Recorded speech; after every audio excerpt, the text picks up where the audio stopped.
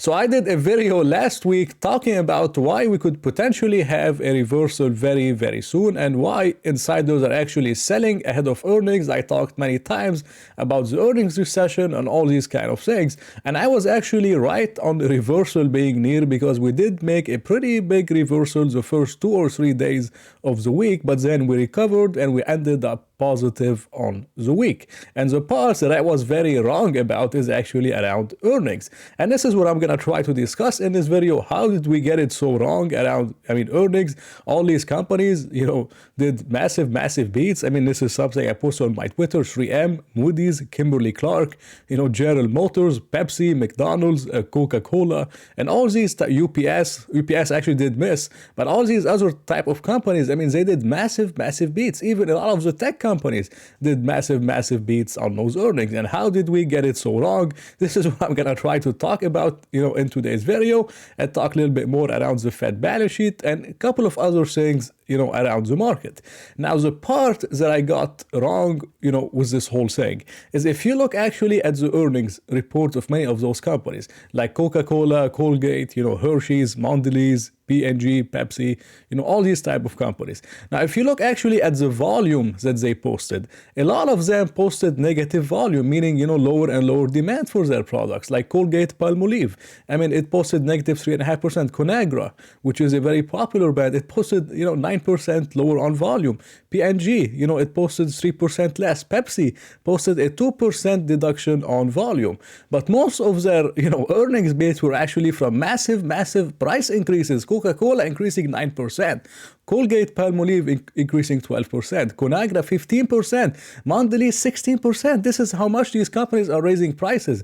This is the part that I got wrong in my earnings estimates for the Q1. I was thinking they would likely, miss on earnings and they will not be able to raise prices that much. If you look at the PPI, the Producer Prices Index, it has been falling off a cliff. It went from 11.2, now it's 2.7, but these companies are still raising prices like it's April of 2022. Whenever the PPI was 11.2. And this is, in my opinion, very bad for consumers, for, citizens of the country. You're experiencing such high, price increases, although these prices increases should be much lower and somewhere around 5 to 6%, not 12 to 16%.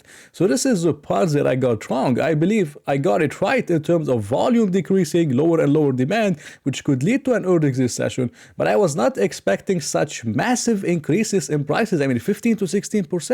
This is massive increases in what we have in 2023. And the funny part is that the market is still pricing in rate cuts by September 2023 and all the way to January 2024. Now, I can tell you something I'm pretty certain about, that if companies keep raising such prices 12 to 16%, and these are essential company, a lot of people use them, if they keep raising 12 to 16%, you're not going to see the CPI below 2% this year. You're not going to see a lot of rate cuts, this year, like the market, is pricing in my opinion, if all those companies keep raising prices, at such pace.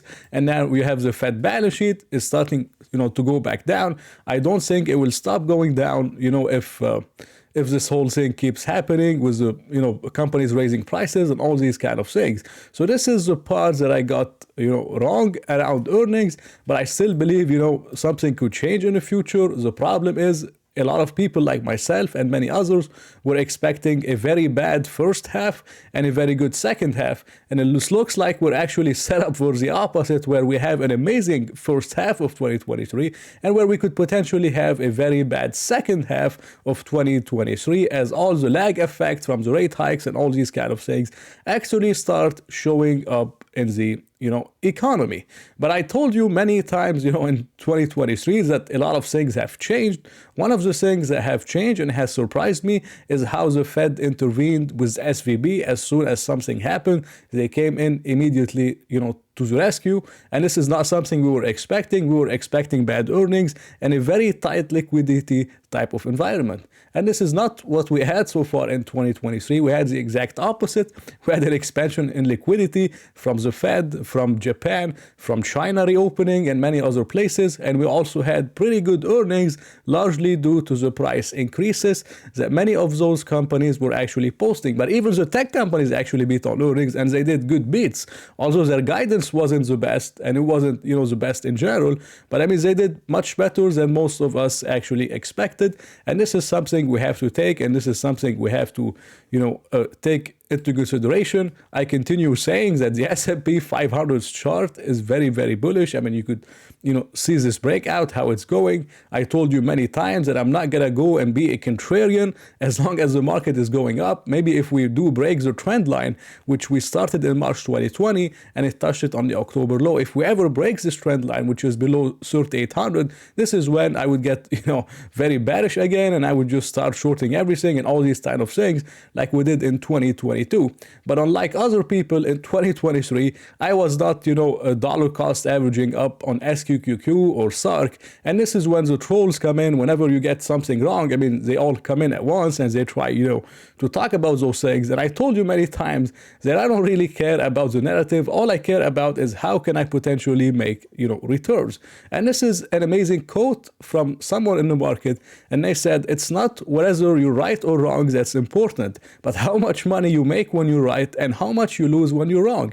In this case, I was very wrong in the first, half of 2023 so far, but I haven't lost any crazy amount of money. Yes, I told you I did, have some short positions in the first half, but I did not have an ego. I cut them immediately, and I, bought a lot of stocks that I saw were great. I bought a growth stock, and as that company, whenever we had the whole SVB stuff, and it's up around 15%, I showed you many stocks that I like on the YouTube channel. I make a video every month talking about, stocks to consider. A lot of these stocks are up between 15% up to 30%. None of them are down, like crazy. So I believe we did amazingly well, even though we were wrong on the thesis. This is because we didn't have an ego. This is because we were not just, shorting everything because we want the market to go down while the market is just, keep going up. And I'm going to keep, doing what I'm doing. Whenever, the fact changes, I'm going to, do short positions and do all these kind of things. But the trolls can keep trolling, and I don't really, care. But you could, if you want to join my own group and then check out my returns and my stocks, you could, feel free to do so. And you'll find out that, yes, I was wrong on many things so far this year, but actually my stocks are up, pretty well, and my performance is very, very well, almost aligned with the Nasdaq and much higher than the S&P 500. So thank you for watching this video. I hope you enjoyed it. If you did, please press the like button and maybe consider subscribing. So I hope to see you in another video.